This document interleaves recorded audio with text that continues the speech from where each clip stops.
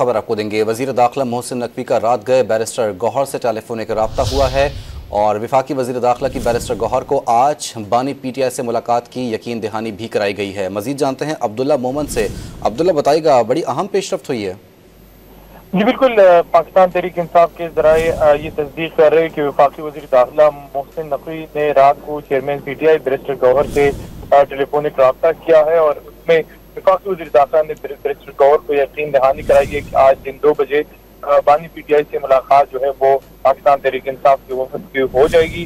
वफाकी वज़ीर दाखिला की तरफ बैरिस्टर गौहर को इंफरादी तौर पर मुलाकात की यकीन दहानी कराई गई है, जबकि बैरिस्टर गौहर की जानिब से बानी PTI के ज़ाती मालिक मुलाकात की भी दरख्वास्त की गई है।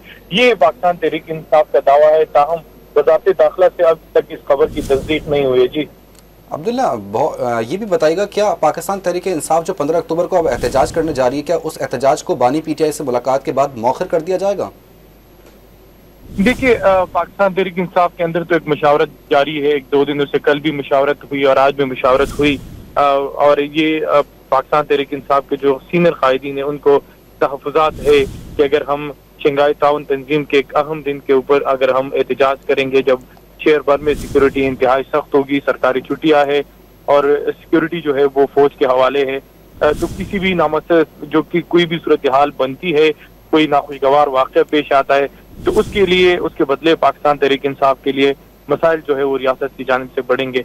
तो बहुत सारे जो लीडरान है उनके तहफ़्फ़ुज़ात है, ताहम ये एक प्रेशर टैक्टिक्स है गवर्नमेंट के ऊपर, जो बज़ाहिर लग रहा है कि वो किसी न किसी सूरत जो है वो मुलाकात कराए इस तमाम तर सूरत हाल में। और फिर बानी PTI की बीमारी की खबरें भी सामने आ रही है, उसकी सेहत जो है वो खराब है, ताहम इसकी आज़ादाना ज़राए से तस्दीक नहीं हुई कि वो वाकई बीमार है कि नहीं।